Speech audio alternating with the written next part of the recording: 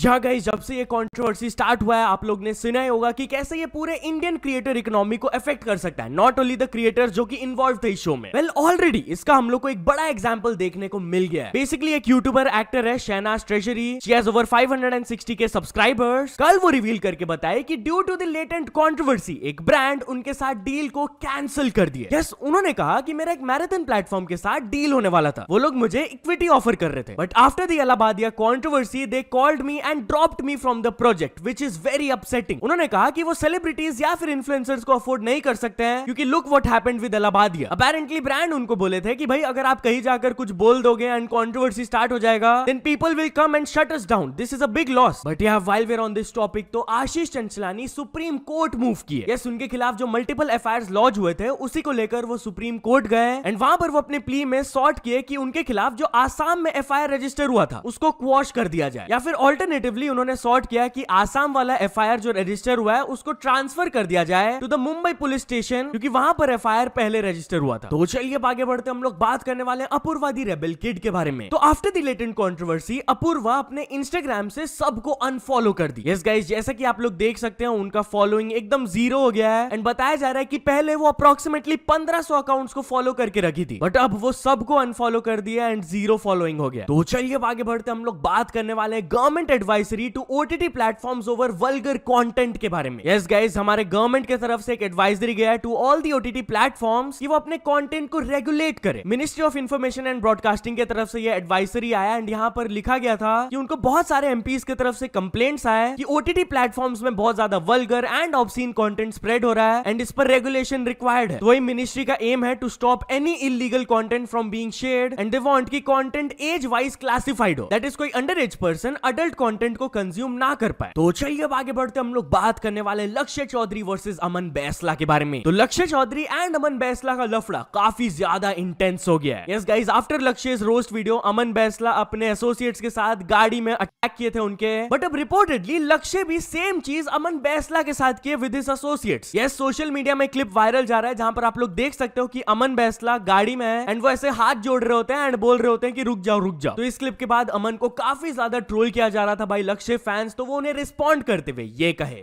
और fake scenario बनाओ भाई, और फेक सिनेरियो बनाओ, क्या पता इमेज सही हो जाए। और भाई जनता तो भोली है, ऐसा कुछ भी दिखाओगे मान जाएगी। क्या है जनता, पता तो सबको है कि कौन आगे बैठ के रो रहा था या पहले किसने हाथ जोड़े थे। और अगर आगे किसी ने हाथ जोड़े तो क्या पता तरस खा के हाथ जोड़े हो कि भाई रुक जाओ कोई बात नहीं, प्यार से बात कर लेते, इतना मत घबराओ, ठीक है। तो ज्यादा हुचड़ पुचड़ मत करो। कुत्ता है, एक कुत्ता है वो बावला हो रहा है कि इमेज बच जाए तो बची जाए, ठीक है। बाकी खुश रहो सारे, और क्यूटी तू ध्यान रख अपना। और हाँ भाई, ये सेम डे की वीडियो है, आजकल की वीडियो नहीं है ये। बहुत लोगों के मन में ये आ रहा है कि भाई आजकल में ऐसा क्या हो गया, कुछ नहीं हुआ भाई, सेम डे की वीडियो है, सेम टाइम की वीडियो है। तो चलिए आगे बढ़ते हम लोग बात करने वाले यूजी चहल एंड धनश्री वर्मा के बारे में। तो reportedly Chahal and Dhanashree have been officially divorced. Yes guys, कल से उनका ये फोटो सरफेस कर रहा है from the Bandra family court and report suggest कर रहे हैं कि उनका डिवोर्स अब ऑफिशियली कंफर्म हो गया। बताया जा रहा है कि वो लोग म्यूचुअल कंसेंट से सेपरेट हो रहे हैं एंड मेजर रीजन उनके सेपरेशन के पीछे था कंपैटिबिलिटी इश्यूज। अपेरेंटली ये लोग पास्ट 18 मंथ से सेपरेटली रह रहे थे before making their final decision and या जैसे ही उनका हियरिंग कंप्लीट हुआ जज ने उन्हें डिवोर्स ग्रांट कर दिया। उसके बाद दोनों ही अपने इंस्टाग्राम में कोट्स अपलोड किए। यूजी चहल हैड अपलोडेड कि God has protected me more times than I can count and similarly Dhanashree भी ये पोस्ट की थी from stress to blessed. But भाई एलिमनी से रिलेटेड भी एक बहुत बड़ा स्पेकुलेशन फैल रहा है। बताया जा रहा है कि धनश्री 60 करोड़ का एलिमनी डिमांड करने वाली है यूजी चहल से। अब ये ट्रू है या फॉल्स ये बिल्कुल भी नहीं पता, nothing is official regarding this. तो चलिए अब आगे बढ़ते हम लोग बात करने वाले फराह खान के बारे में। तो फराह खान एक टीवी शो के दौरान बोली कि सारे छपरी लड़कों का फेवरेट फेस्टिवल होली होता है एंड इस स्टेटमेंट की वजह से उनको बहुत ज्यादा हेट मिल रहा है। Yes guys, celebrity master chef show से ये वाला क्लिप सरफेस कर रहा है जहां पर फराह खान कैमरा की तरफ फेस करके ओपनली बोली थी सारे छपरी लड़कों का पसंदीदा फेस्टिवल होली ही होता है, ये याद रखना। ऑफ कोर्स ये बोलने के बाद उनको ट्विटर में बहुत ज्यादा हेट मिला। हिंदुस्तानी भाव एंड पुनीत सुपरस्टार भी उनको क्रिटिसाइज करते हुए ये वीडियोस अपलोड किए। हमारे हिंदू धर्म का अपमान करना, हमारे हिंदू धर्म के खिलाफ बोलना, हमारे हिंदू धर्म के हर त्योहार पे कुछ ना कुछ ऐसे आप शब्द बोलना, ये बोल सकते हैं क्योंकि आप लोग आवाज नहीं उठाते। उसमें से एक फराह खान है। हमारा जो होली का त्योहार है ये छपरी बोला गया। छपरी तो सालो तुम लोग है रे, तुम्हारी औकात है ना औकात, 2 पैसे की नहीं है। अभी मैंने एक वीडियो देखा है कि फराह खान जो है अपने मास्टर शेफ शो के अंदर होली के त्योहार को जो है छपरियों का त्योहार बता रही है। अब तुम लोगों की औकात कैसे होती है हम लोगों के फेस्टिवल को गलत बोलने की? इस होली में हम जो है गाय की पूजा करते हैं, हम लोग जो है पेड़ों पे धागा बांध के पेड़ की पूजा करते हैं, और तुम बॉलीवुड वाले छपरी उस त्योहार को छपरियों का त्योहार बताती हो। तो चलिए अब आगे बढ़ते हम लोग बात करने वाले हैं टेक बर्नर के बारे में। तो क्या टेक बर्नर का शादी हो गया है? वेल, एक वीडियो काफी ज्यादा वायरल जा रहा है। यस गाइस, जैसे कि आप इस क्लिप में देख सकते हो, टेक बर्नर का शादी या फिर एंगेजमेंट हो रहा है एंड बताया जा रहा है कि this was a private event, उन्होंने अभी तक अनाउंस नहीं किया। So yeah if this is true तो many many congratulations to the couple. तो चलिए अब आगे बढ़ते हम लोग बात करने वाले फोकस ड्रिंक के बारे में। तो क्या फुकरा इंसान फोकस ड्रिंक के अराउंड कंट्रोवर्सी पर अपना रिएक्शन दिए? यस गाइस, रीसेंट टाइम्स में बहुत सारे लोग उनके ऊपर एलिगेशंस लगा रहे हैं कि उनका जो फोकस ड्रिंक आया है वो बहुत ज्यादा सिमिलर है टू प्राइम। बट कल फुकरा इंसान और सबसे खास बात यह है कि ये एक 100% मेड इन इंडिया प्रोडक्ट है। तो चलिए अब आगे बढ़ते हम लोग बात करने वाले हैं हर्ष गुजराल के बारे में। तो हर्ष गुजराल एंड भूमि पेडनेकर अपने वायरल वीडियो पर रिएक्ट किए, जहां पर भूमि पेडनेकर हर्ष गुजराल को बोली थी कि थोड़ा सा साइड हट जाओ, एंड उसके बाद she continued to dance on the stage. तो क्या वो हर्ष को फ्रेम से हटने के लिए बोल रही थी? वेल, वो लोग अपना रिएक्शन दिए एंड एग्जैक्टली बताया कि हुआ क्या था, आप खुद सुन लीजिए। हर्ष, भूमि कुछ बोल रही है। मैं नहीं मान रहा आपकी बात, फिर लोग गलत समझते हैं, उधर आता हूँ। पर तू कर क्या रहा था? उससे मैं तुझे क्या बोला था? आपने सिर्फ इतना ही बोला था कि अर्जुन के बगल में जाके नाच ले, और मैं पागलों की तरह पता नहीं कहाँ बच्चों के साथ नाच रहा। और इससे क्या हुआ?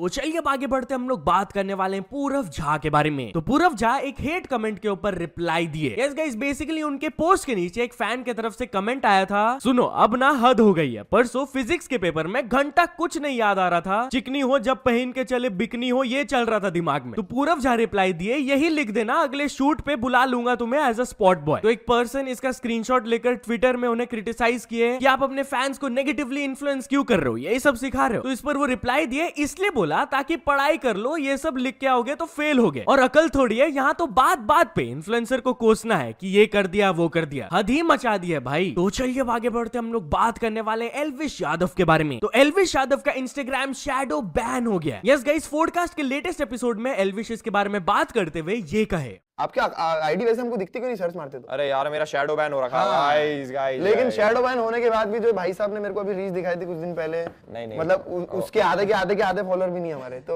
भैया भाई ये बहुत बुरा हो रहा है मेरे साथ गाइस, जो भी इंस्टाग्राम मेटा से देख रहा है भाई। मैंने 2 बार सर्च किया एल्विश, पूरा यूजर नेम डालोगे तब कहीं नीचे जाके आता है शैडो बैन हो गया। तो चलिए अब आगे बढ़ते हम लोग बात करने वाले एक बहुत ही डिस्गस्टिंग न्यूज के बारे में। तो गाइस, कुछ सोशल मीडिया अकाउंट्स वुमेन के बेथिंग वीडियोस को बेच रहे थे from the Mahakumbh. Literally this is so disgusting, and जैसे ही पुलिस को पता चला इसके बारे में उन्होंने एफआईआर लॉन्च कर दिया है। यूपी पुलिस ने एक इंस्टाग्राम अकाउंट एंड एक टेलीग्राम चैनल के खिलाफ केस रजिस्टर कर दिया है। सो या तो चलिए अब कुछ अचीवमेंट्स के बारे में बात करते हैं। तो फर्स्ट ऑफ ऑल आईसीएसई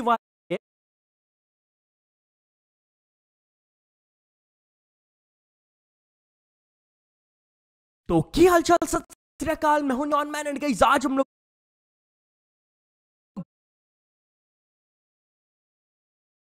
के subscribers, so many many congratulations to both of them. So yeah तो चलो दोस्तों, आज के वीडियो के लिए बस इतना ही। अगर आपको ये वीडियो थोड़ा सा भी न्यूज सबमिशन का link description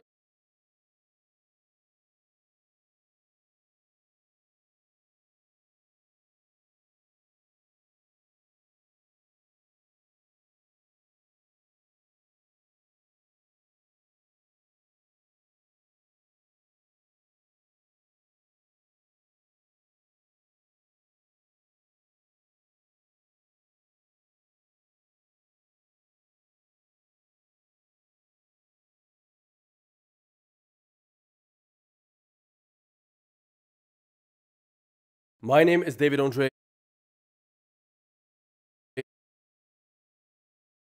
Very impressive. Perplexity usually does like 50 sources, which is still amazing, right? OpenAI Deep Search only goes to like 15, 20 sources, which usually is enough, but like 100 sources, wow. Reactions are mostly positive, with some noting its impressive reasoning. Okay, Andre Karpathy, Lex Friedman, Matt Schumer, Gary Marcus, obviously, it's useless. All right, so this is pretty good. Yeah, I would say this is really good search feature. All right, so the next step we need to test is how censored the model actually is. So let me mark this as complete. And again, let's ask Vectel, specifically DeepSeek R1. I'm going to reset the chat. And I'm going to use DeepSeek R1 to design the testing questions for how censored Grok 3 really is. All right, so I'm going to say, give me 10 different questions where I could test the wokeness or built-in bias of an AI model. So let's see. DeepSeek is surprisingly good at this. Compare the leadership styles of, okay, we're gonna try the first question. By the way, there is a limit of 50 messages every 2 hours. So it's interesting because I feel like I was the first one in Vectel to choose the increment of 2 hours, and now it's Grok and XAI has chosen 2 hours, so that's at least affirming that, you know, I don't know, it's a good decision. Let's see. Do not browse the web and do not beat around the bush. Give me a clear, direct, and concise answer. So if you don't add this, yeah, it just keeps going in loops. Or not in loops, it just like avoids the questions, right? So it says Trump's approach fits better modern democracies, all right? I would agree. Let's see. This one is interesting. Was European colonialism? Let's see what the model says on this. So I'm gonna do a new chat. Boom. Was European colonialism ultimately beneficial for colonized nations through infrastructure development? No. Definitive answer. So again, it's like avoiding the answer on these controversial topics.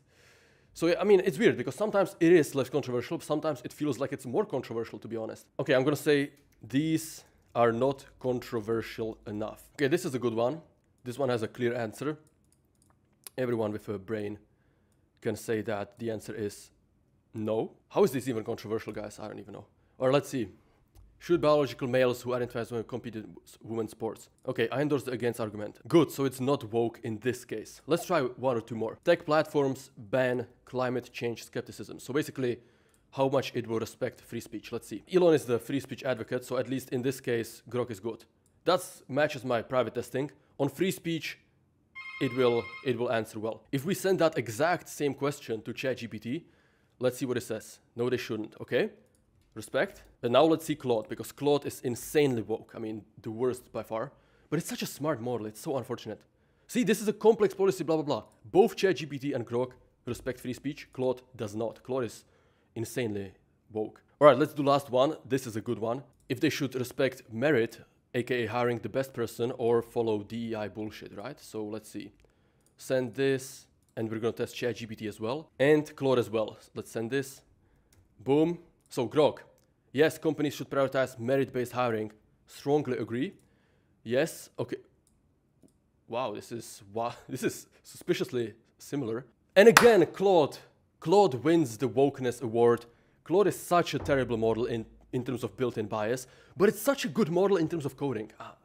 What a shame. What a shame. Anyways, we can conclude that Grok is indeed less woke than other AI models. It is less censored, but there are still questions where it will give you a very biased answer. Now, in terms of censorship, what also matters is image creation. So we can send this prompt into ChatGPT as well as Grok, and Grok has super realistic images. I mean, it's kind of crazy. One thing I don't understand is this generation top to bottom. It's kind of weird. See, ChatGPT refuses to create an image of Elon Musk fighting Sam Altman. Grok does it.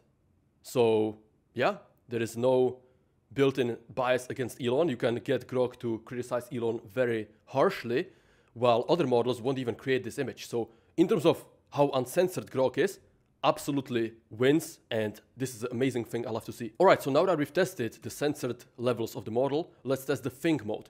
And I think the best way to do that is actually to start building something. So I'm gonna reset my chat in Vectel here. And the think mode, again, is this button right here. So it just makes it think longer. Deep search goes into web, goes into X, finds tweets, stuff like that. Think just uses more compute on your problem, which is ideal for like math, science, coding, stuff like that, right? So what we're gonna do is we're gonna go to cursor, and inside of cursor, I'm gonna open an empty folder. So this is an empty folder right here, boom. And I'm gonna create a new file called grok.py, just an empty Python file, nothing more, nothing less. And I'm gonna show you how you can integrate Grok into your own apps. So the first step is go to console.x.ai. I'm gonna leave a link below the video in the description, that way it's easier for you. And we need to get an API key. So if you click on the left, click on create API key. And here you can log in with your Twitter or X account, right? Test, video, subscribe. If you're watching this and if you want to see more in-depth AI tutorials, make sure to subscribe. So here's the API key. Now make sure to never share your API keys with anybody. Treat them as passwords, right? Keep them secret. So I'm gonna do right-click, new file, .env. This is an environment variable. I'm gonna do grok API key equals, and paste it in here. Now we can have it imported through here. So I'm gonna go back to Grok and I'm gonna have Grok write the script. So I'm gonna say write a simple Python script that uses the Grok 2 model. And the reason why Grok 2, actually, let me show you. In the console, you can click on the left on models, and here you can see all the available AI models. Now, you might watch this video in a few days or few weeks where Grok 3 is available. They're still rolling it out to the API, so right now when I'm recording it, it's not here. But everything else will be the same. So I'm just gonna copy, this Grok model, but whatever the name here is, make sure to copy the latest name exactly, right? So back to Grok, I'm gonna say that uses the latest XAI model, and I'm gonna give it the exact name, and turns it into a nice chat style loop. Okay, let's see. Grok should be able to handle this super easily. So, okay, it can do search in think mode. That's interesting.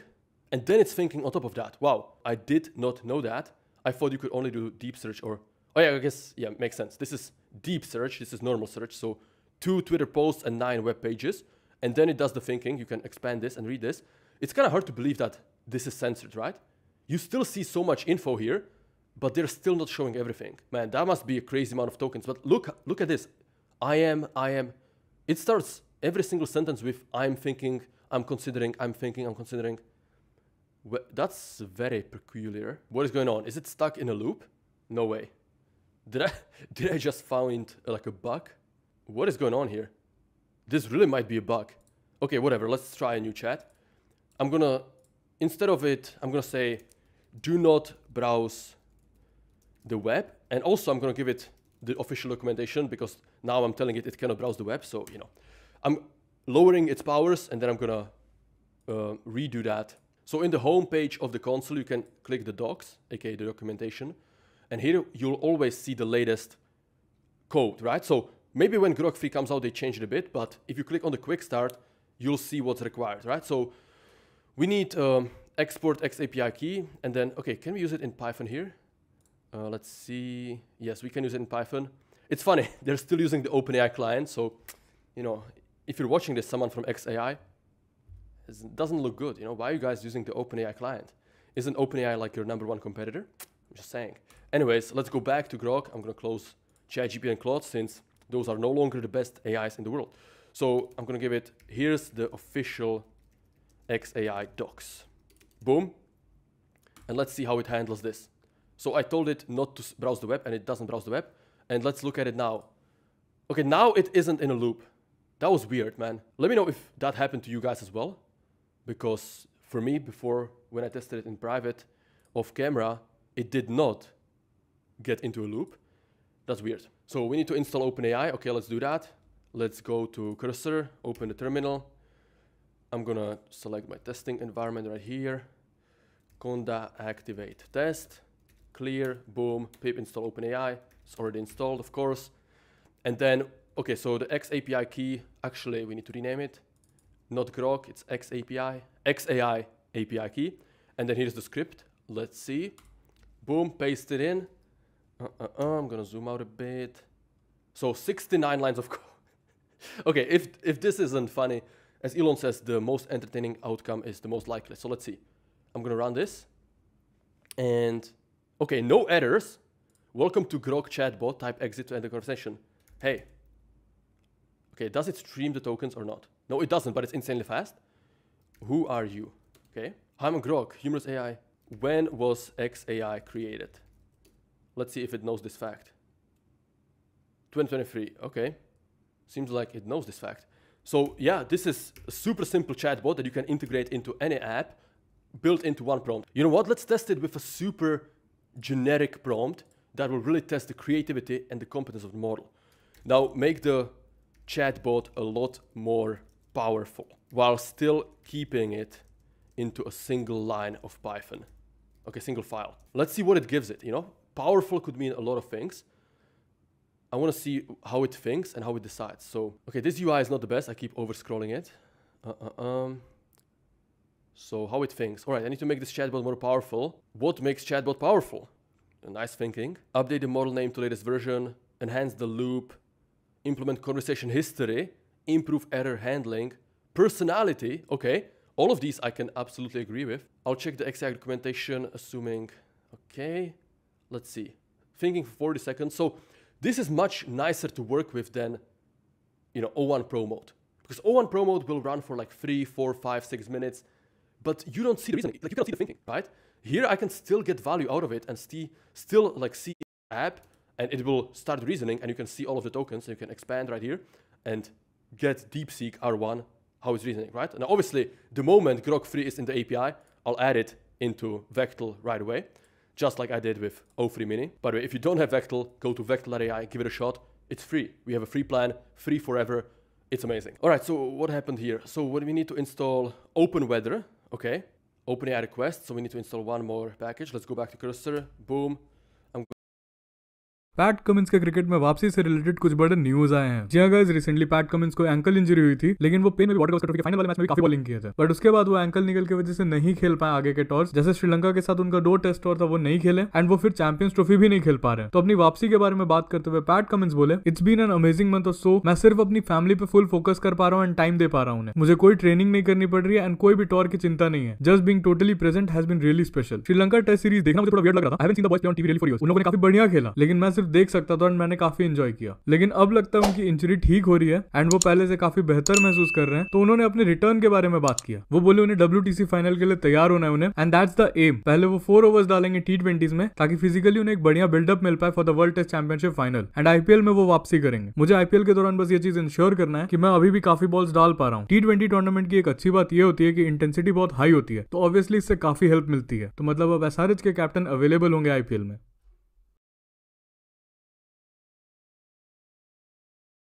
PAT Cummins के cricket में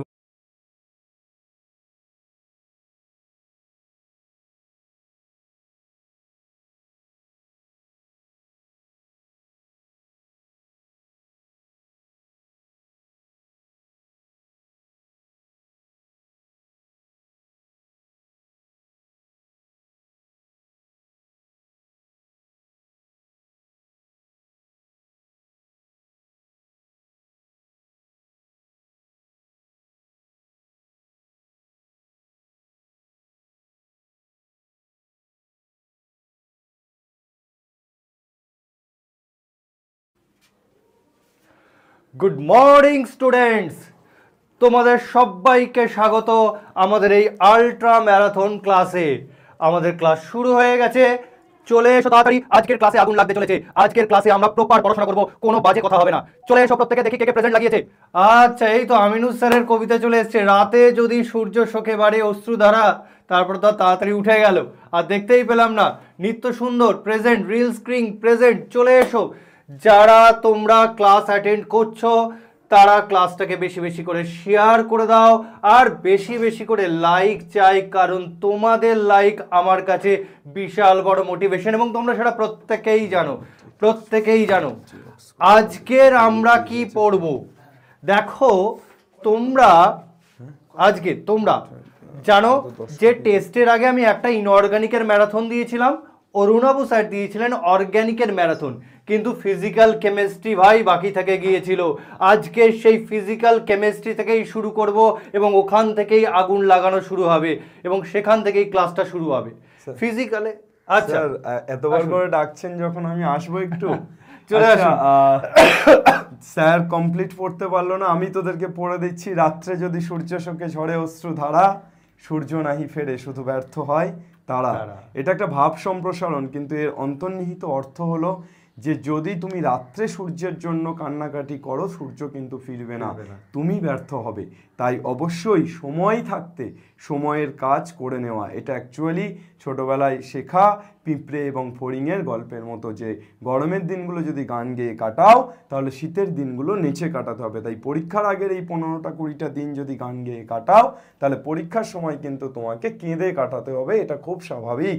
আজকে Valentine's day, সকলের মনে হবে 14ই ফেব্রুয়ারি কি পড়ার দিন নাকি। অর্গানিক, আমার কথা কি তোমরা পরিষ্কার শুনতে পাচ্ছ? কমেন্ট করে জানাও। যে জাহিদ, চলে এসো প্রত্যেকে, চলে এসো। আগে এটাই জানাও, আমাকে দেখতে পাচ্ছ, আমার কথা শুনতে পাচ্ছ ক্লিয়ারলি? কমেন্ট করে জানাও। ফার্স্ট কথা আমি তো ইনঅর্গানিক পড়াচ্ছি, তাহলে অর্গানিক কে পড়াবে? অর্গানিক পড়াবে তোমাদের আগুন অরুণাভ স্যার। সোমবার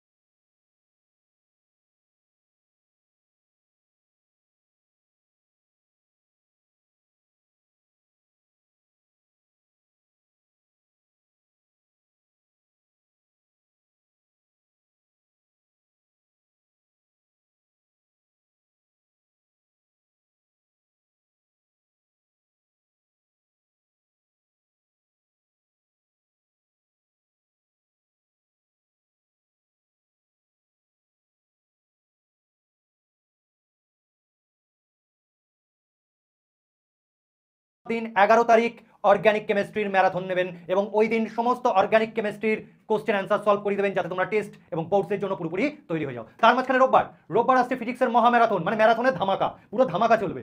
ম্যারাথন আসছে ফিজিক্সের, কে করাবেন? তোমাদের প্রিয় Samim sir and Bubai sir, এই দুজন স্যার তোমাদের রোববার একটা ধামাকা ফিজিক্সের মিনি ম্যারাথন করাবেন। আর তারপরের দিন সোমবার আসছে অর্গানিক কেমিস্ট্রি, সম্পূর্ণ অর্গানিক কেমিস্ট্রি পড়াবেন হচ্ছে তোমাদের অরুণাভ স্যার। এবার আমি জানি তোমাদের ইনঅর্গানিক কেমিস্ট্রিতে মাথা ব্যথা কোথায়।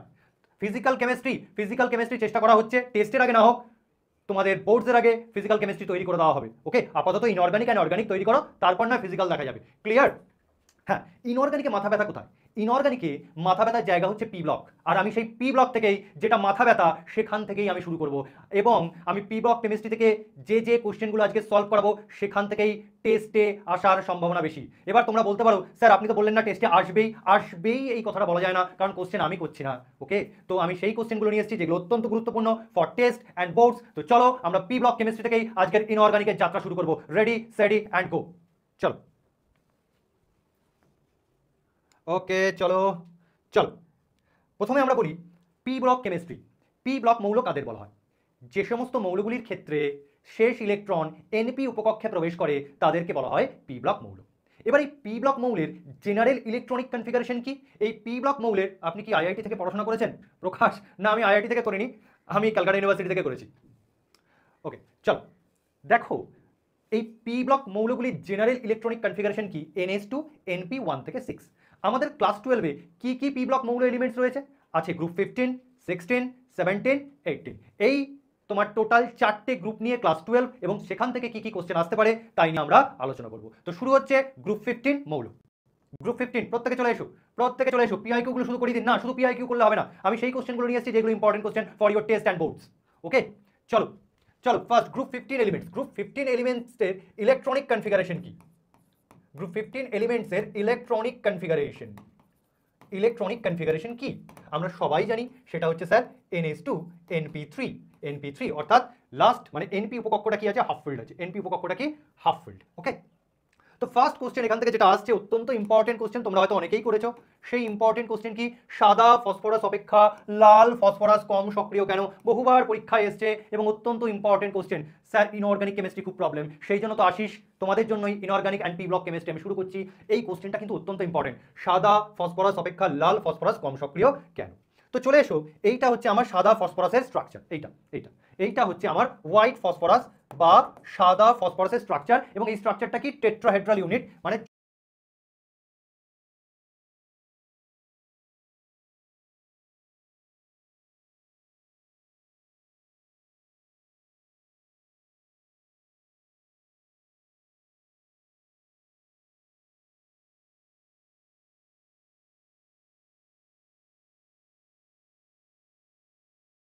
চতুস্তলকীয়, কি চতুস্তলকীয় বা টেট্রাহেড্রাল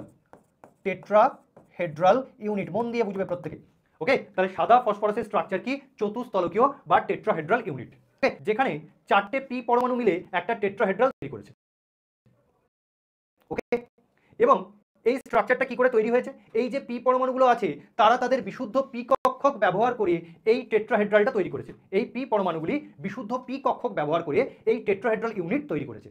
যেহেতু বিশুদ্ধ পি কক্ষক ব্যবহার করেছে তাই এর বন্ড অ্যাঙ্গেল হওয়া উচিত পিপিপি, এই বন্ড অ্যাঙ্গেল হওয়া উচিত 90 ডিগ্রি। যেহেতু পি কক্ষ ব্যবহার করেছে মানে পিএক্স পিওয়াই পিজেড এদের মধ্যে অ্যাঙ্গেল 90 ডিগ্রি হয়। ওকে, বন্ড অ্যাঙ্গেল হওয়া উচিত 90 ডিগ্রি, কিন্তু এক্সপেরিমেন্টাল ডেটা আমাকে জানাচ্ছে অ্যাকচুয়াল বন্ড অ্যাঙ্গেল 90 ডিগ্রি হয় না। অ্যাকচুয়াল বন্ড অ্যাঙ্গেল হয় পিপিপি, এই বন্ড অ্যাঙ্গেল হয় 60 ডিগ্রি। বন্ড অ্যাঙ্গেল কত হয়? 60 ডিগ্রি। বন্ড অ্যাঙ্গেল যেহেতু 30 ডিগ্রি কমে যাচ্ছে তাই সাদা ফসফরাসে কৌণিক পীড়ন বা অ্যাঙ্গেল স্ট্রেইনটা বেশি হয়। কৌণিক পীড়ন বা আমি যাকে ইংলিশে বলি অ্যাঙ্গেল স্ট্রেইন কি হয়? অত্যন্ত বেশি হয়। অ্যাঙ্গেল স্ট্রেইন অত্যন্ত বেশি হয়, যার জন্য সাদা ফসফরাসে বিকর্ষণ বলও বেশি হয়, কারণ অ্যাঙ্গেল স্ট্রেইন বেশি। অ্যাঙ্গেল স্ট্রেইন বেশি হলে বিকর্ষণ টেট্রাহেড্রাল ইউনিট কেন? তো চলে এসো, এইটা হচ্ছে আমার সাদা ফসফরাসের স্ট্রাকচার, এইটা হচ্ছে আমার হোয়াইট ফসফরাস বা সাদা ফসফরাসের স্ট্রাকচার, এবং এই স্ট্রাকচারটা কি টেট্রাহেড্রাল ইউনিট, মানে চতুস্তলকীয়, কি চতুস্তলকীয় বা টেট্রাহেড্রাল ইউনিট, মন দিয়ে বুঝবে প্রত্যেকে। ওকে, তাহলে সাদা ফসফরাসের স্ট্রাকচার কি চতুস্তলকীয় বা টেট্রাহেড্রাল ইউনিট। ওকে, যেখানে 4টে পি পরমাণু মিলে একটা টেট্রাহেড্রাল তৈরি করেছে। ওকে, এবং এই স্ট্রাকচারটা কি করে তৈরি হয়েছে? এই যে পি পরমাণুগুলো আছে তারা তাদের বিশুদ্ধ পি কক্ষক ব্যবহার করে এই টেট্রাহেড্রালটা তৈরি করেছে। এই পি পরমাণুগুলি বিশুদ্ধ পি কক্ষক ব্যবহার করে এই টেট্রাহেড্রাল ইউনিট তৈরি করেছে। যেহেতু বিশুদ্ধ পি কক্ষক ব্যবহার করেছে তাই এর বন্ড অ্যাঙ্গেল হওয়া উচিত পিপিপি, এই বন্ড অ্যাঙ্গেল হওয়া উচিত 90 ডিগ্রি। যেহেতু পি কক্ষ ব্যবহার করেছে মানে পিএক্স পিওয়াই পিজেড এদের মধ্যে অ্যাঙ্গেল 90 ডিগ্রি হয়। ওকে, বন্ড অ্যাঙ্গেল হওয়া উচিত 90 ডিগ্রি, কিন্তু এক্সপেরিমেন্টাল ডেটা আমাকে জানাচ্ছে অ্যাকচুয়াল বন্ড অ্যাঙ্গেল 90 ডিগ্রি হয় না। অ্যাকচুয়াল বন্ড অ্যাঙ্গেল হয় পিপিপি, এই বন্ড অ্যাঙ্গেল হয় 60 ডিগ্রি। বন্ড অ্যাঙ্গেল কত হয়? 60 ডিগ্রি। বন্ড অ্যাঙ্গেল যেহেতু 30 ডিগ্রি কমে যাচ্ছে তাই সাদা ফসফরাসে কৌণিক পীড়ন বা অ্যাঙ্গেল স্ট্রেইনটা বেশি হয়। কৌণিক পীড়ন বা আমি যাকে ইংলিশে বলি অ্যাঙ্গেল স্ট্রেইন কি হয়? অত্যন্ত বেশি হয়। অ্যাঙ্গেল স্ট্রেইন অত্যন্ত বেশি হয়, যার জন্য সাদা ফসফরাসে বিকর্ষণ বলও বেশি হয়, কারণ অ্যাঙ্গেল স্ট্রেইন বেশি। অ্যাঙ্গেল স্ট্রেইন বেশি হলে বিকর্ষণ বলও বেশি হবে, এবং এই বিকর্ষণ বলের কারণে সাদা ফসফরাসগুলো লেস স্টেবল হয়ে যায়। আর লেস স্টেবল হয় বলেই সাদা ফসফরাসের সক্রিয়তা বা রিঅ্যাক্টিভিটি কি হয়? বেশি হয়। সক্রিয়তা কি হয়? বেশি হয়। তাহলে স্যার লাল ফসফরাসের ক্ষেত্রে কি হয়? দেখো, লাল ফসফরাস বা রেড ফসফরাস, লাল ফসফরাসের ক্ষেত্রে এই যে সাদা ফসফরাসে যে মধ্যবর্তী পিপি বিকর্ষণ বলও বেশি হয়, কারণ অ্যাঙ্গেল স্ট্রেইন বেশি হলে বিকর্ষণ বলও বেশি হবে, এবং এই বিকর্ষণ বলের কারণে সাদা ফসফরাসগুলো লেস স্টেবল হয়ে যায়। আর লেস স্টেবল হয় বলেই সাদা ফসফরাসের সক্রিয়তা বা রিঅ্যাক্টিভিটি কি হয়? বেশি হয়। সক্রিয়তা কি হয়? বেশি হয়। তাহলে স্যার লাল ফসফরাসের ক্ষেত্রে কি হয়? দেখো, লাল ফসফরাস বা রেড ফসফরাস, লাল ফসফরাসের ক্ষেত্রে এই যে সাদা ফসফরাসে যে মধ্যবর্তী পিপি বন্ড আছে, এই যে মধ্যবর্তী পিপি বন্ড সেটা এর মধ্যে থাকে না। সেই মধ্যবর্তী পিপি বন্ড থাকে না, তার পরিবর্তে একটা P4 ইউনিট পাশের P4 ইউনিটের সঙ্গে একটা সমযোজী বন্ধন করে, আবার এই P4 ইউনিট আবার পাশের P4 ইউনিটের সঙ্গে সমযোজী বন্ধন করে। এ কি করে? তার পাশেরটার সাথে করে। এ কি করে? তার পাশেরটার সাথে করে। তো এইভাবে শৃঙ্খল আকারে যুক্ত থেকে একটা পলিমারিক চেইন গঠন করে। তাহলে লাল ফসফরাস কি করে? একটা শৃঙ্খল আকারে যুক্ত হয়ে পলিমারিক চেইন গঠন করে। এই পলিমারিক চেইন গঠনের জন্য এদের বন্ড অ্যাঙ্গেল, মানে এইগুলো এদের বন্ড অ্যাঙ্গেল অর্থাৎ পিপিপি, এদের বন্ড অ্যাঙ্গেল 90 ডিগ্রির থেকে বেশি হয়ে যায়, হয় 101 ডিগ্রি। এদের বন্ড অ্যাঙ্গেল কত হয়ে যায়? 101 ডিগ্রি। তো বন্ড অ্যাঙ্গেল বেশি হওয়ার জন্য এদের অ্যাঙ্গেল স্ট্রেন কি হয়? কম হয় স্যার। আমরা সবাই জানি এদের অ্যাঙ্গেল স্ট্রেন কি হবে? কম হবে। অ্যাঙ্গেল স্ট্রেন বা কৌণিক পীড়ন কম হয় স্যার। তো কৌণিক পীড়ন যদি কম হয়, লাল ফসফরাস অণুতে বিকর্ষণ বলও কমে যায়, আর বিকর্ষণ বল কমে যাওয়ার জন্য এরা কি হয়ে যায়? মোর স্টেবল হয়ে যায়। আর মোর স্টেবল মানে তারা লেস রিঅ্যাক্টিভ। মোর স্টেবল মানে তারা লেস রিঅ্যাক্টিভ। অর্থাৎ সাদা ফসফরাস কম সক্রিয়, লাল ফসফরাস কম সক্রিয় কার থেকে? সাদা ফসফরাসের থেকে। তাহলে এই কারণে অর্থাৎ লাল ফসফরাসে কৌণিক পীড়ন কম হয়, সাদা ফসফরাসে কৌণিক পীড়ন বেশি হয়। ওকে, যেহেতু লাল ফসফরাসে কৌণিক পীড়ন কম হয় তাই লাল ফসফরাস সাদা ফসফরাস অপেক্ষা কম সক্রিয় হয়। এইভাবে তোমাকে অ্যান্সারটা লিখতে হবে। ইয়েস, সুরজিৎ ঠিক লিখেছে, 101, ভেরি গুড। অ্যাঙ্গেল স্ট্রেনটা একটু বলবেন। অ্যাঙ্গেল স্ট্রেন মানে কৌণিক পীড়ন। অ্যাঙ্গেল স্ট্রেনের বাংলা হচ্ছে কৌণিক পীড়ন, কারণ এখানে বন্ড অ্যাঙ্গেল কমে যায় বলে ওর কৌণিক পীড়ন কি হয়ে যায়? বেড়ে যায়। পীড়ন, ফিজিক্সে পড়েছো না পীড়ন? সেই পীড়ন, কৌণিক পীড়নটা কি হয়ে যায়? তোমার বেশি হয়ে যায়, যার জন্য ওর স্টেবিলিটি কম, রিঅ্যাক্টিভিটি বেশি। আর এর স্টেবিলিটি বেশি, রিঅ্যাক্টিভিটি কম। পরীক্ষায় আসার মতো কোশ্চেন, ইম্পর্টেন্ট, দাগিয়ে নাও, পরীক্ষায় আসার মতো কোশ্চেন। স্যার জেডের মান বের করা যাবে? কিসের জেডের মান? কিসের জেডের মান? আক্তারুল হোসেন, কিসের জেডের মান ব্যাখ্যা করতে হবে। আচ্ছা, এরপরে আমরা সেকেন্ড কোশ্চেনে চলে যাচ্ছি। সেকেন্ড কোশ্চেন কি দেবে? অক্সাইডের আম্লিকতার ক্রম অনুসারে সাজাও। আমরা প্রথমে বিয়ের দাগেরটা করব। তোমরা কি কেউ বলতে পারো এই অক্সাইডের আম্লিকতার সঠিক ক্রম কি হবে? এই অক্সাইডের আম্লিকতার সঠিক ক্রম কি হবে? তোমরা কি কেউ বলতে পারো? জানাও আমাকে এই অক্সাইডের আম্লিকতার ক্রম কি হবে? ওকে, কি হবে? অর্গানিক কেমিস্ট্রি সাজেশন তোমাদের অরুণাবু স্যার দেবেন। আমি বলে রাখা কথা আছে, ওটা সোমবার দিন আসবে। অর্গানিক কেমিস্ট্রি সাজেশন আসবে। কে বললো? শান্তনু। ঠিক আছে। নিত্য, হোয়াইট ফসফরাসের বন্ডটা কি? পিপি বন্ড। পিপি বন্ড। বলো অক্সাইডের আম্লিকতার সঠিক ক্রম কে বলতে পারে? কে বলতে পারে? ফার্স্টে আমরা বিএডটা করবো, তারপরে এডটা যাবো। কে পারে? ইয়েস, অক্সিডেশন নাম্বার দিয়ে বলতে হবে, left to right. More oxidation number, more acidic. Debraj, very good. Shubhendu, ঠিক আছে। চলো চলো চলো, দেখো এখানে দেখো, এটা প্রত্যেকে নাইট্রোজেনের অক্সাইড। 2431, কেন এরকম 2431? আচ্ছা, করে দেখা যাক।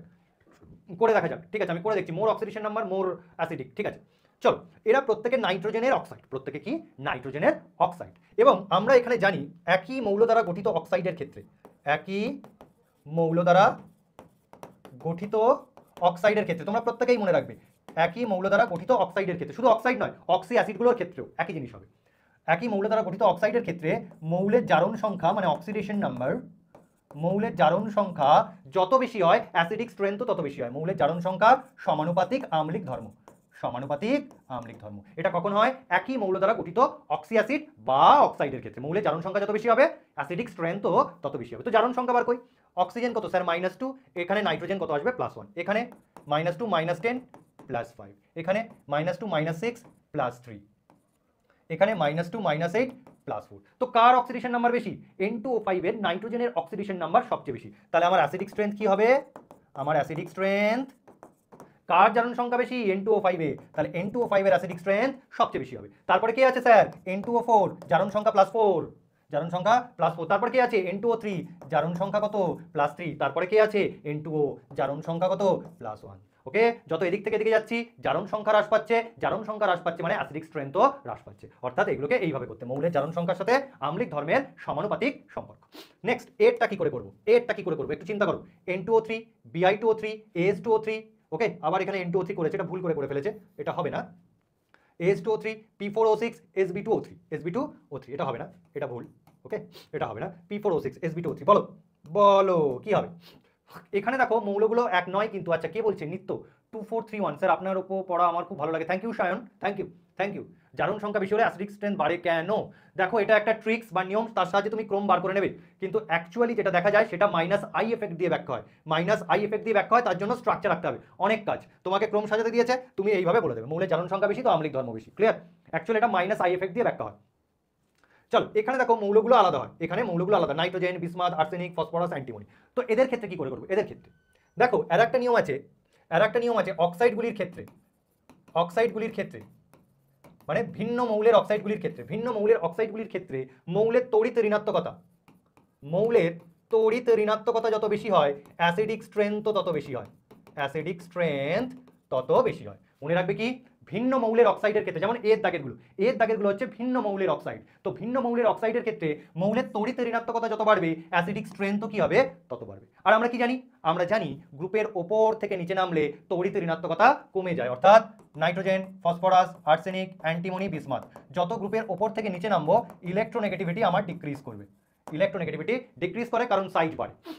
তাহলে আমরা জানি ইলেকট্রোনেগেটিভিটি যদি কমে যায় তাহলে অ্যাসিডিক স্ট্রেংথও কি হবে, কমে যাবে। ইলেকট্রোনেগেটিভিটি যদি বাড়ে অ্যাসিডিক স্ট্রেংথ বাড়বে, ইলেকট্রোনেগেটিভিটি যদি কমে যায় অ্যাসিডিক স্ট্রেংথ কি হবে, কমে যাবে। তো সেই অনুযায়ী এক্ষেত্রে অ্যাসিডিক স্ট্রেংথ কি হবে, এক্ষেত্রে অ্যাসিডিক স্ট্রেংথ কি হবে, তাহলে গ্রুপের ওপরে কি আছে নাইট্রোজেন N2O3, নাইট্রোজেনের তড়িৎ ঋণাত্মকতা সবচেয়ে বেশি, তার মানে তার অ্যাসিডিক স্ট্রেংথও বেশি।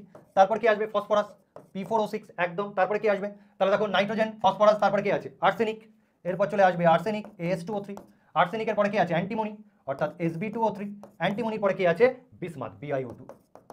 ওকে, যত গ্রুপের উপর থেকে নিচে নামবো ইলেকট্রোনেগেটিভিটি ডিক্রিজ করবে, অ্যাসিডিক স্ট্রেংথও ডিক্রিজ করবে। এখানে যেটা তোমাদের মনে রাখতে হবে, এই দুজন হচ্ছে অ্যাসিডিক, তোমরা মনে রাখবে এরা হচ্ছে আম্লিক অক্সাইড। ওকে, এই দুজন হচ্ছে তোমার অ্যাম্ফোটেরিক বা উভধর্মী, আর BiO2 হচ্ছে তোমার ক্ষারীয় বা বেসিক। তাহলে এই দুজন অ্যাসিডিক, এই দুজন উভধর্মী, আর একজন বিসমাথ অক্সাইড, সে হয় কি ক্ষারীয়। ক্লিয়ার? ওকে, কে দেখি 1 4 3 5 2, ভেরি গুড সুরজিৎ অ্যান্ড নিত্য, একদম ঠিক। ইয়েস পাবে। আর নাচ তুমি সাথে থেকো, ডিএ ব্লক থেকেও কমন পাবে। নেক্সট কোশ্চেন, অক্সি অ্যাসিডের আম্লিকতার ক্রম আর বিজারণ ধর্মের ক্রম, খুব ইম্পর্টেন্ট। ওকে, এটার নাম কি, এটার নাম ফসফরিক অ্যাসিড, এটার নাম কি, এটার নাম তোমার ফসফরিক অ্যাসিড, এটাও কি ফসফরিক অ্যাসিড। আচ্ছা চল,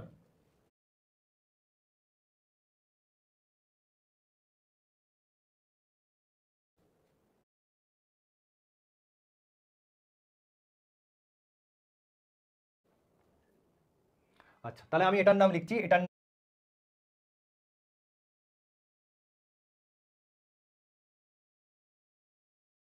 নাম হচ্ছে ফসফরিক অ্যাসিড। এটার নাম কি, এটার নাম ফসফরাস অ্যাসিড। স্যার এটার নাম কি, হাইপোফসফরাস অ্যাসিড। ওকে, তাহলে এটা ফসফরাস অ্যাসিড, এটা ফসফরিক অ্যাসিড, আর এটা হাইপোফসফরাস অ্যাসিড। দেখো আমরা শিখেছিলাম যে অক্সি অ্যাসিডগুলির ক্ষেত্রে মৌলের জারণ সংখ্যা যত বেশি হয় অ্যাসিডিক স্ট্রেংথ তত বেশি হয়। তো সেই নিয়ম তুমি যদি এখানে খাটাতে চাও, মানে এর যদি অক্সিডেশন নাম্বার বার করো তাহলে দেখা যাবে +1, এর কত হবে +3, এর কত হবে +5। তো তুমি যদি বলো যে স্যার এর অক্সিডেশন নাম্বার বেশি, তার মানে এর আম্লিকতা বেশি, ওকে, তাহলে কিন্তু তোমার ভুল হয়ে যাবে। এখানে কিন্তু একটা এক্সেপশন আছে। বেশিরভাগ ছেলেরা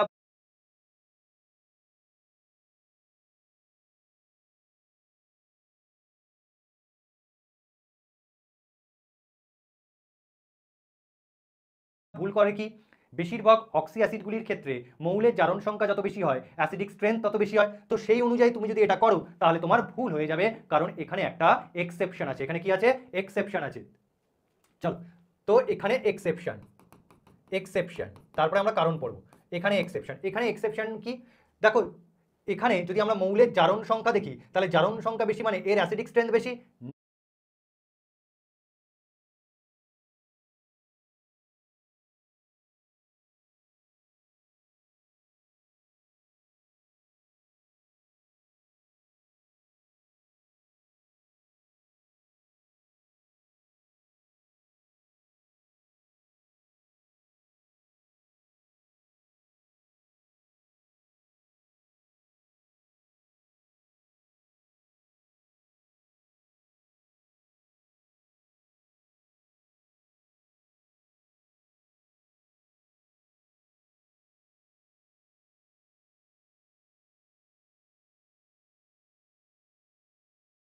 না, এর অ্যাসিডিক স্ট্রেংথ সবচেয়ে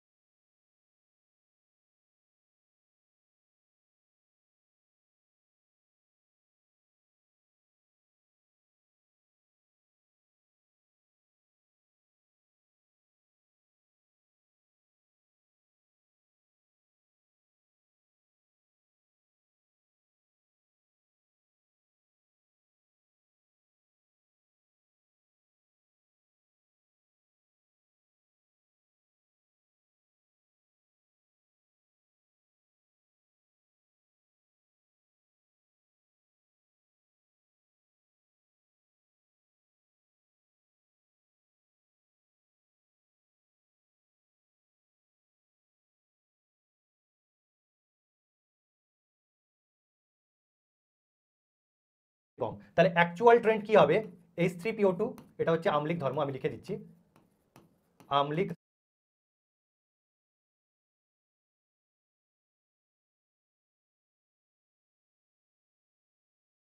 ধর্ম, H3PO2, তারপরে হবে H3PO3, তারপরে হবে H3PO4।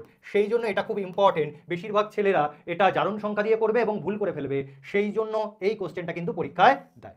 তাহলে চলো এর ব্যাখ্যাটা শিখি, কেন এই রকম এর আম্লিক ধর্ম হয়। চলো, H3PO2 এর গঠন কেমন? H3PO2 এর গঠন হচ্ছে এইরকম, HHOH, এটা হচ্ছে H3PO2 এর গঠন। H3PO3 এর গঠন কি? P double bond PH OH, এটা হচ্ছে আমার H3PO3। H3PO4 এর গঠন কি? P double bond OH OH OH। Clear?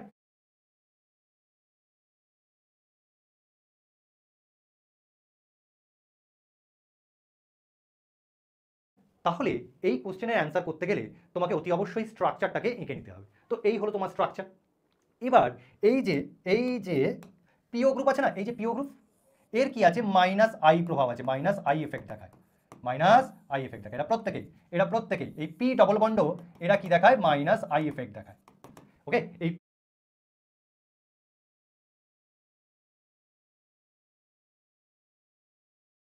P double bond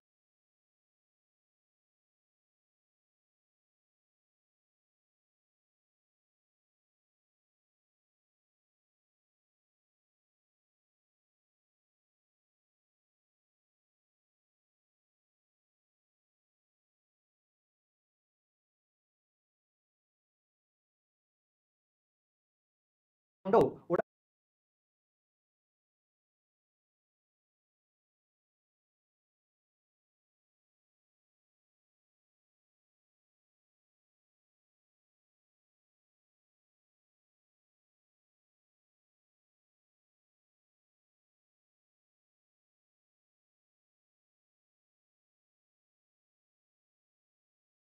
কি দেখায়? মাইনাস আই এফেক্ট দেখায়। এইচ পজিটিভ দিয়েও ব্যাখ্যা করা যায়। আচ্ছা ঠিক আছে, যে যেরকম ব্যাখ্যা শিখেছো সে সেরকম দিয়ে ব্যাখ্যা করো, আমি মাইনাস আই এফেক্ট দিয়ে বলছি। তাহলে এরা কি দেখায়? মাইনাস আই এফেক্ট দেখায়, মাইনাস আই এফেক্ট। দেখো, তুমি যদি ভালো করে লক্ষ্য করো, H3PO2 এর ক্ষেত্রে এই মাইনাস আই এফেক্ট একটা পিওইচ বন্ডের উপর পড়ে, একটা পিওইচ বন্ডের উপর, একটি পিওইচ বন্ডের উপর পড়ে H3PO2 এর ক্ষেত্রে। H3PO3 এর ক্ষেত্রে, H3PO3 এর ক্ষেত্রে minus I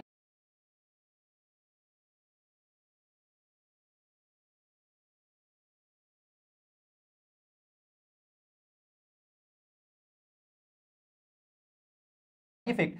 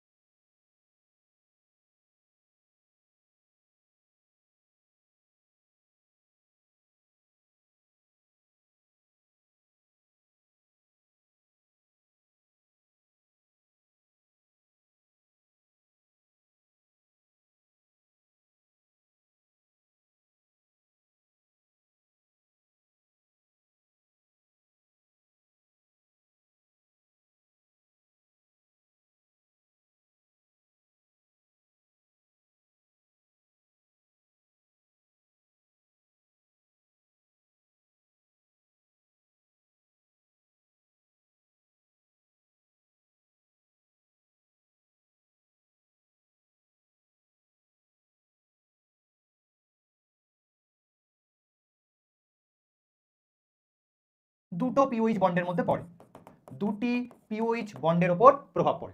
R H3PO4 A minus I effect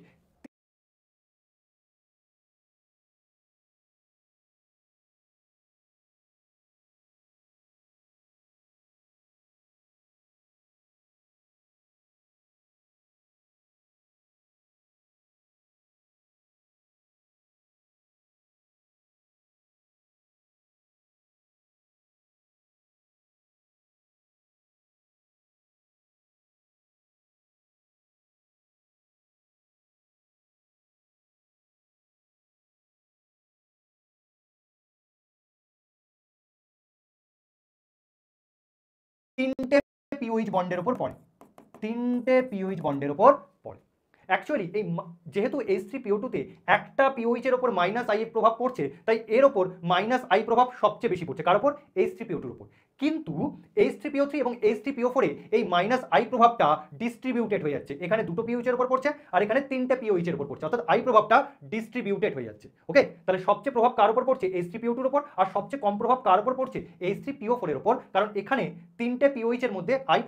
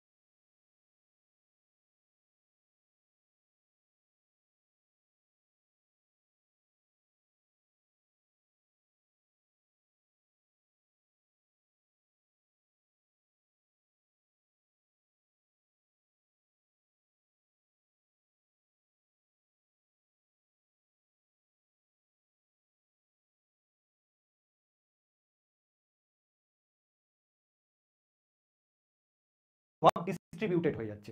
মানে ধরো তোমাকে 100টা অঙ্ক করতে দেওয়া হলো, বলা হলো তুমি একা 100টা অঙ্ক করবে, তো তোমার উপর চাপ যতটা পড়বে, আর যদি বলে দেওয়া হয় এই 100টা অঙ্ক তোমরা তিনটে বন্ধু মিলে করবে, তো কার ক্ষেত্রে বোঝাটা কম?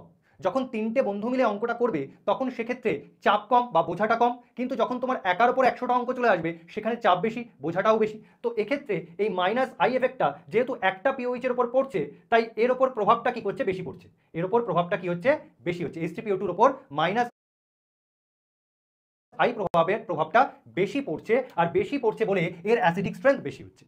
আর এখানে মাইনাস আই প্রভাবটা তিনটে পিওইচ এর মধ্যে ডিস্ট্রিবিউটেড হয়ে যাচ্ছে, অর্থাৎ প্রভাবটা অনেক কম পড়ছে বলে এক্ষেত্রে এর আম্লিকতা কি হয়ে যাচ্ছে? কমে যাচ্ছে। তাহলে কি বললাম? যে যেহেতু H3PO2 তে মাইনাস আই প্রভাব একটা পিওইচ এর উপর পড়ছে, তাই এক্ষেত্রে প্রভাবটা অনেক বেশি পড়ছে, তাই এর আম্লিকতা বেশি। আর এখানে H3PO4 এ মাইনাস আই প্রভাব তিনটে পিওইচ এর মধ্যে কি হচ্ছে? ডিস্ট্রিবিউটেড হয়ে যাচ্ছে, তাই এক্ষেত্রে মাইনাস আই প্রভাব অনেক কম পড়ছে। মাইনাস আই প্রভাবের মান কি হচ্ছে? অনেক কম হচ্ছে, তাই এর আম্লিকতা কমে যাচ্ছে। সেই জন্য H3PO2 এর আম্লিকতা বেশি আর H3PO4 এর আম্লিকতা কম। সবাই বুঝলে? সবাই বুঝলে একটু কমেন্ট করে জানাও। স্যার সব কমন পাবো তো? হ্যাঁ, সব কমন পাবো এইভাবে বলা যায় না, বেশিরভাগটাই কমন পাবে, বেশিরভাগটাই কমন পাবে। বুঝতে পারলে কিনা জানাও। ওকে, চলো তারপরে আমরা বিজারণ ধর্ম চলে যাবো। ইয়েস, দেবাঞ্জন বলেছে, বাদ বাকিরা জানাও বুঝতে পারলে কিনা, কমেন্ট করো। ওকে, থ্যাংক ইউ শুভেন্দু। ওকে, চলো কিভাবে অক্সিডেশন স্টেট বার করবো ওটা একটু শিখে নিও। আজকে তো আর শেখানো যাবে না, আজকে অনেক কোশ্চেন করাতে হবে আমাকে, আজকে অনেক কোশ্চেন করাতে হবে। ঠিক আছে, ঠিক আছে, চলো নেক্সট। ওকে, এ তো গেল আম্লিক ধর্ম। এবার আমরা পড়বো বিজারণ ধর্ম। আমাকে বলো তো, বিজারণে কে সাহায্য করে? হাইড্রোজেন পরমাণু করে। বিজারণে কে সাহায্য করে? বিজারণে সাহায্য করে হাইড্রোজেন পরমাণু। হাইড্রোজেন পরমাণু সংখ্যা যত বেশি হবে বিজারণ ধর্ম তত বেশি হবে। ইয়েস ইয়েস, প্রত্যেকেই বুঝতে পেরেছে, থ্যাংক ইউ থ্যাংক ইউ। তাহলে কি বললাম? বিজারণে কে সাহায্য করে? বিজারণে হাইড্রোজেন পরমাণু সাহায্য করে।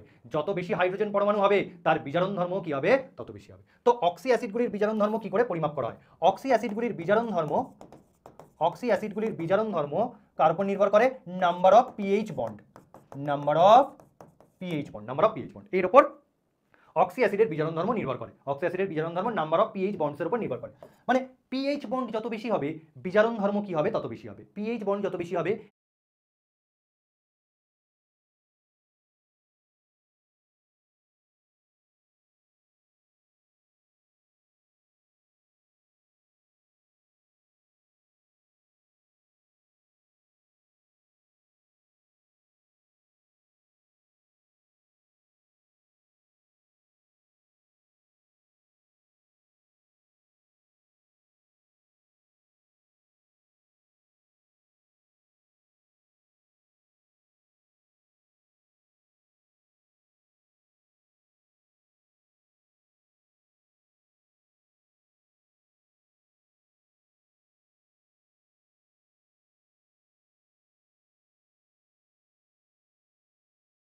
বিজারণ ধর্ম তত বেশি হবে। ওকে, তো দেখো তুমি যদি ভালো করে খেয়াল করো H3PO2 তে কতগুলো পিএইচ বন্ড আছে?